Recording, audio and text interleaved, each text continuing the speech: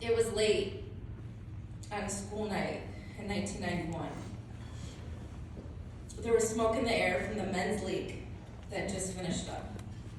And there was an 11-year-old girl with her sister waiting for her lane to be turned on.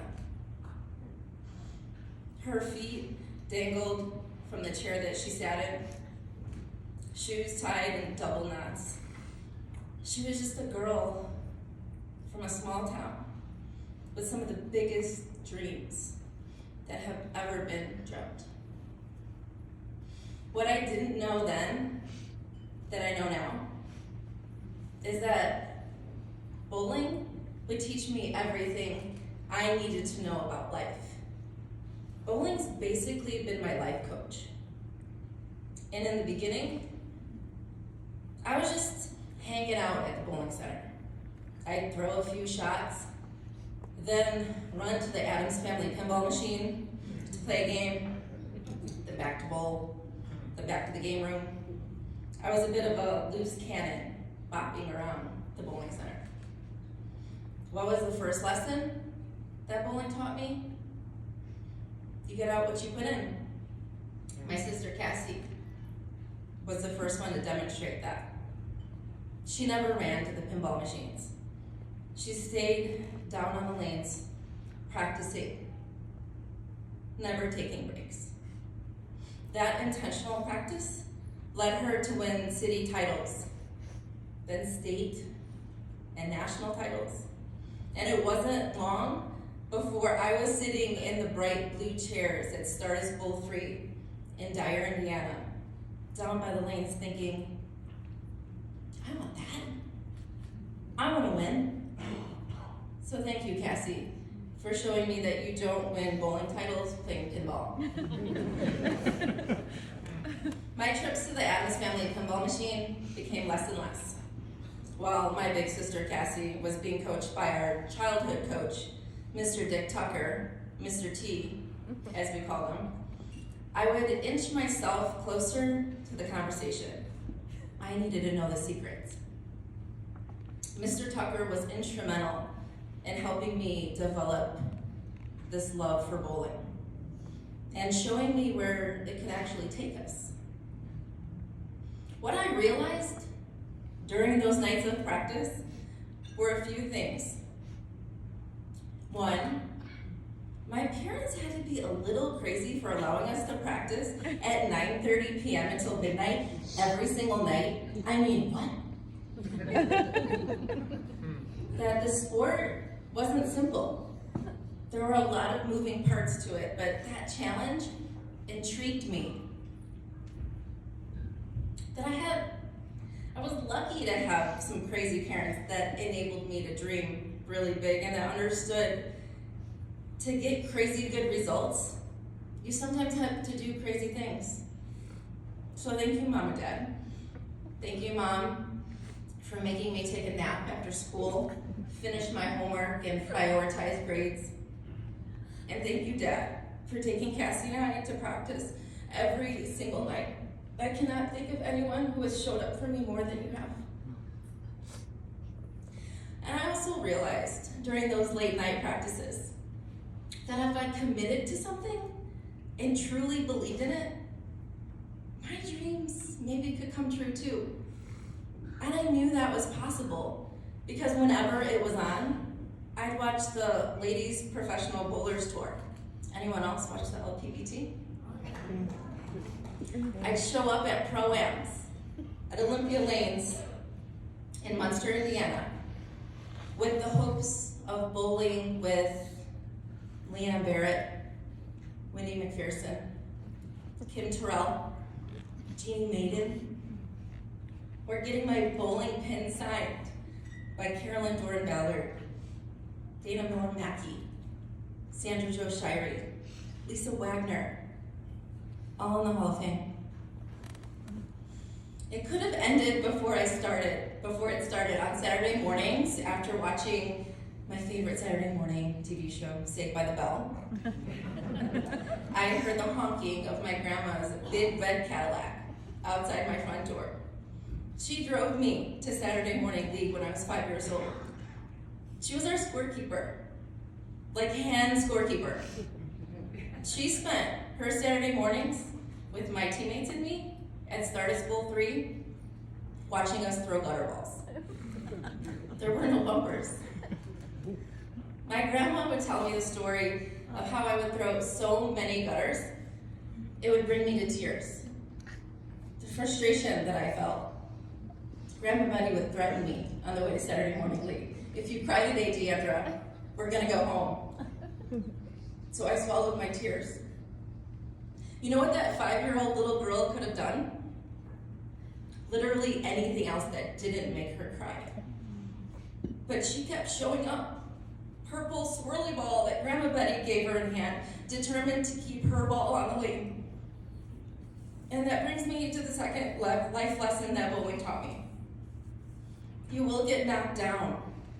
You have the choice to get back up again. By the time I was 12 years old, I had very clear dreams.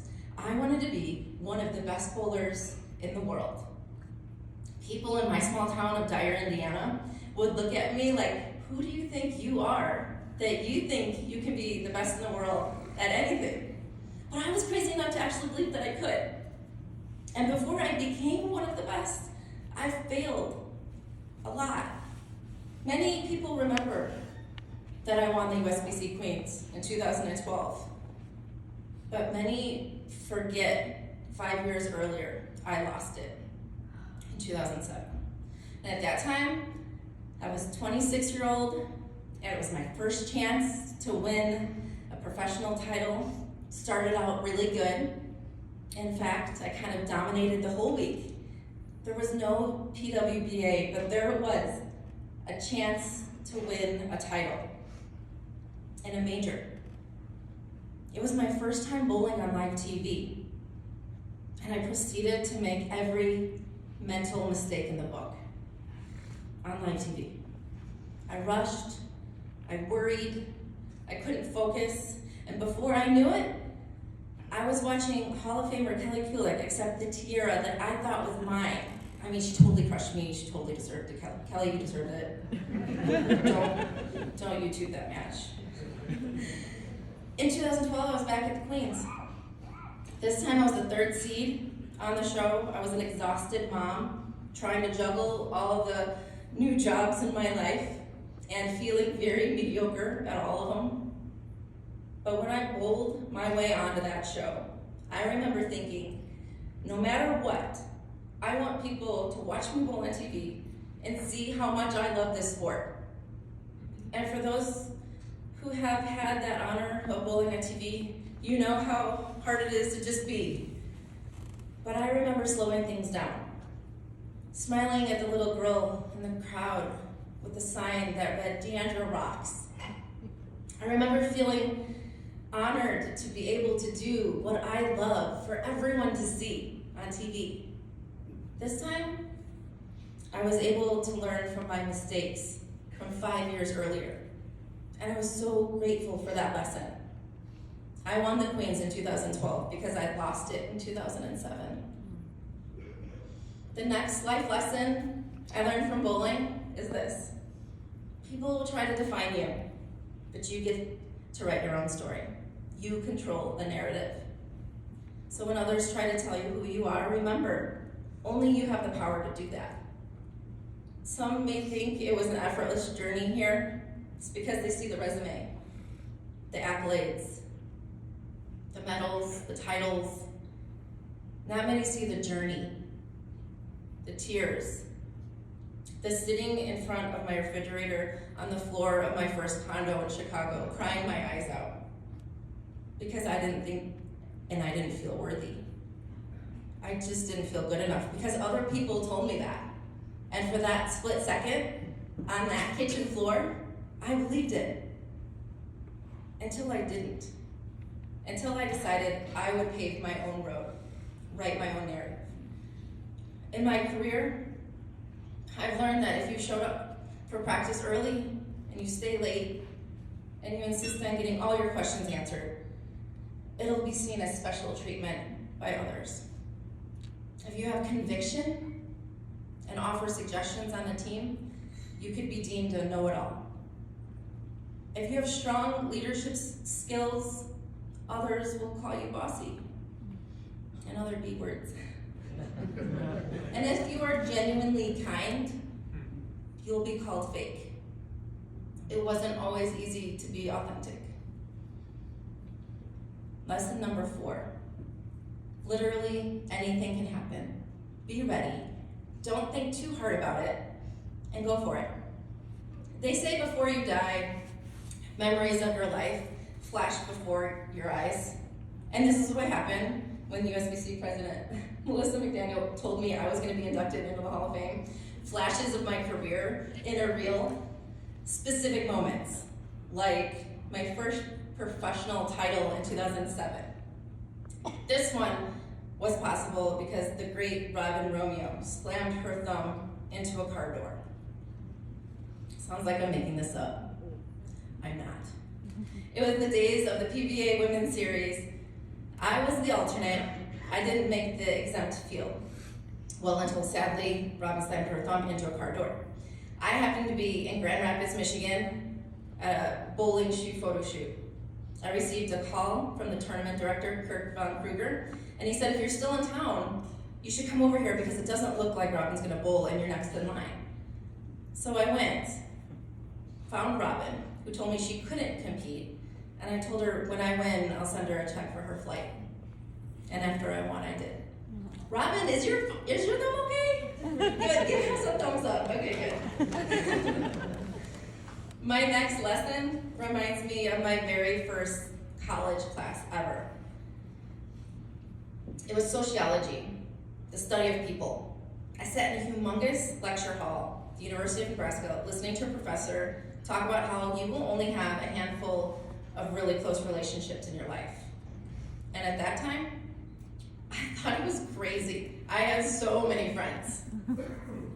Later in life, I realized he was right, and I understood that lesson. So lesson number 5 of 134. Don't worry, I'm not bringing you all of them tonight, even though I could probably talk all night. I won't. Find your people, keep them close. At the top of my list is my husband, John. We have college bowling to thank for finding each other. Rumor has it my ponytail caught his eye in a bowling magazine where I was featured for winning the Alberta Pro Star of Tomorrow. He found me on AOL Instant Messenger, and here we are. Amazing, really, that I found someone to experience all my highs and all my lows with. Truly, from 1998 on, John has been my first hug after my biggest win, and my first hug after a disastrous event. His love and belief in me has never wavered. You are the biggest reason that I have the confidence to be unapologetically me.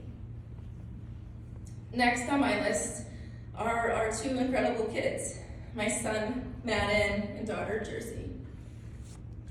Madden, remember when we won that professional title together?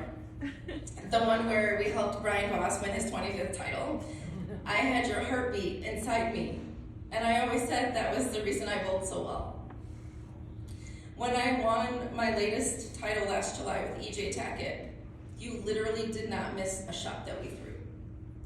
Even though your heart isn't contained in my body anymore, I always feel it with me. Your empathy is endearing, and your intuition is admirable.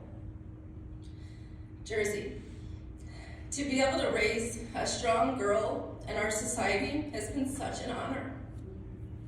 You will be called bossy. Lead anyway. You will be called fake. Still, be kind. There will be people who will tell you that you cannot do it. And I hope your response will be, watch me.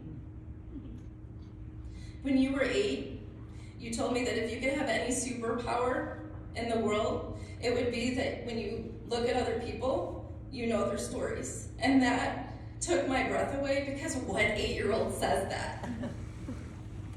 You are magical and kind, and you are already changing the world. Keep seeking other people's stories.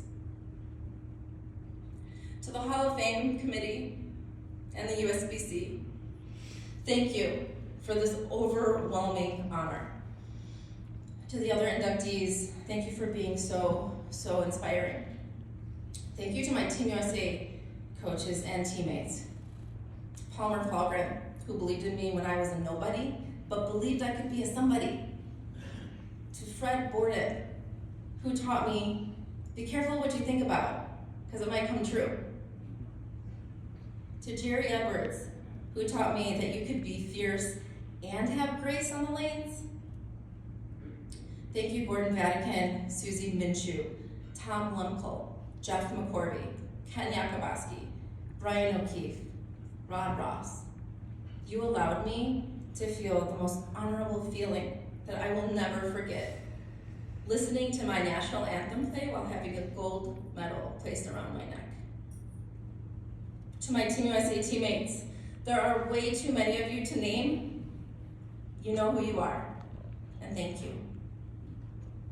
To my college coaches, Bill Straub and Paul Klempa, who my freshman year of college mainly showed me that I had a lot to learn, but who took the time to answer all my questions and lead my team and I to 2 national championships.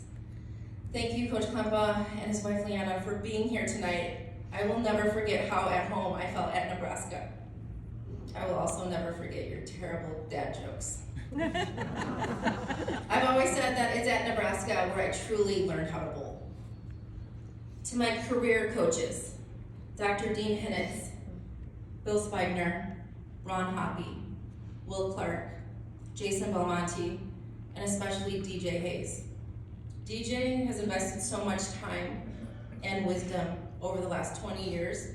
He repeatedly has shown up for me at 9 a.m., at 9 p.m., it didn't matter. He was always there willing to help, even if we had to train during Cosmic Bowl. Thanks to my sponsors for taking a chance on a small town girl with big dreams, Brunswick for the boost in the beginning of my career, to Storm, Bill and Barb Crispin, for believing in me the last 12 years. What you give back to the sport is so admirable and motivates me to do more.